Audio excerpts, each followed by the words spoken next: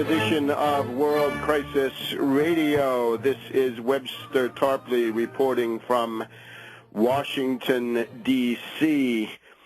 Now, we want to pay attention to protest actions, mass mobilizations, and the political struggle against the Obama regime, but also against their reactionary Republican opponents. The fight is always going to be on two fronts. On the one side, against the Obama fascist corporate state, and on the other side, against those ultra-reactionary Republicans who have their own method of looting and pillaging and ultimately killing.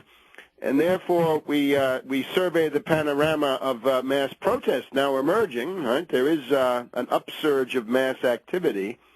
On the one side, we've had the Tea Party protest here in Washington on September 12th, almost a week ago as we record this program. And at the same time, we're going to have a protest in Pittsburgh for the Group of 20 this coming week. And we've also got some rather feeble anti-war protests on the agenda. Now, the idea has emerged out of all of this, which we'll describe some of these things in detail as we can. The idea has emerged, why march on government when government is not the principal enemy? Government is simply a tool of financial interests, of finance oligarchs, of Wall Street, of finance capital, of the world derivatives merchants cabal, of the bubble economy, globalization, the casino economy, and so forth, right? The hedge fund hyenas, the asset strippers, the derivatives merchants. This is truly the center of evil in our time. The principal objection to the federal government is that it's controlled by Wall Street. Therefore, from a number of quarters in the past week has emerged the idea, why march on government when you could go to the heart of the beast in Wall Street? Why not have a march on Goldman Sachs? The evidence against Goldman Sachs is, of course, overwhelming. Going back many decades, there is this useful article by Matt Taibbi in Rolling Stone from, I believe, their July issue. You can look at things like the crash of 1929. They play a role. They didn't create it, but they were involved with their investment trusts or mutual funds, the Shenandoah Fund and the Blue Ridge Fund and so forth. You can read about this in Galbraith. They are very much involved in the dot-com bubble of the early '80s. They're very much involved in bidding up the price of oil, as we've been saying from week to week here. Goldman Sachs, Morgan Stanley, and their ICE exchange added about, just those two firms added about $1 for every gallon of gasoline you were buying in the summer of 2008. And then, of course, the derivatives and the bailout and the role of Hank Paulson, Hanky Panky Paulson, former Goldman Sachs executive, and all the rest of them with their Goldman Sachs connections. Why not have a march on Goldman Sachs in the Wall Street area of Lower Manhattan? And I'm talking a march that would not be simply a protest, simply a hue and cry against the monstrous excesses of Goldman Sachs, but it could be linked and could be organized around, indeed, the idea of a Tobin tax. In other words, making Wall Street pay, not just protesting them, not just agitating a protest movement, but making them pay the cost of the depression which they themselves have inflicted on the world. If you're upset about bonuses, you should be. If you're upset about the bailout, the so-called TARP, you should be upset to the point of wanting to claw back that money. Get the Wall Street parasites to pay through the nose. And there's a programmatic way to do it. The Tobin tax, a 1% tax on all financial turnover. That means derivatives, including the market-traded derivatives, the options, futures, and all the combinations thereof, options, futures, and indices, all derivatives, and all the combinations of those.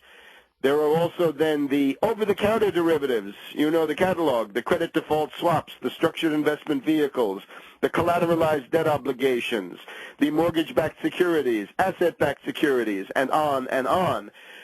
Plus stocks, bonds, U.S. Treasury securities. Why not?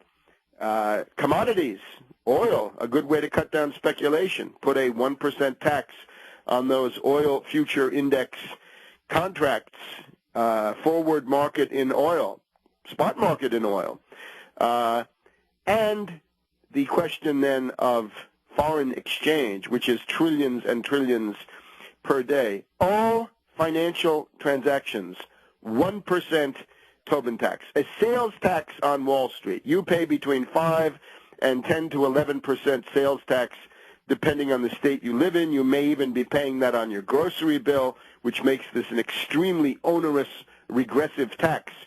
Goldman Sachs is practicing flash trading, super speed trading, faster than the speed of light, according to some versions.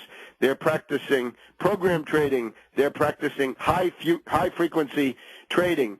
That's all wonderful. Oh, we're so impressed by the innovative financial products coming out of Goldman Sachs. But the bottom line is 1% on every trade goes to the Federal Treasury, half of it, 1/2 of 1% to the Federal Treasury, and 1/2 of 1% to the various states.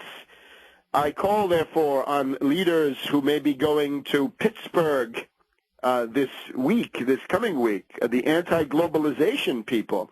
If you are serious, if you have any programmatic content at all, beyond impotent protest and a chance to smash a few windows in honor of the G20, the IMF, and the World Bank, why not take concrete measures, practical steps to diminish the overweening, hypertrophied, and preponderant power of finance capital in this society?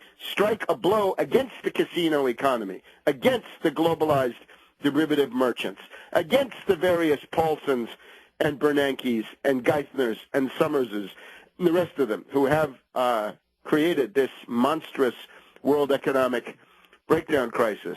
A march on Goldman Sachs, nonviolent and not involving civil disobedience, at least from my point of view, purely political, designed to inflict a 1% Tobin tax on these characters. Now, as we reported last week, the movement 1 year after the fall of Lehman Brothers, 1 year after the beginning of the more acute phase, or this preliminary phase, really, of the collapse of the Anglo-American banking system and indeed of the U.S. dollar, this is now gathering interest.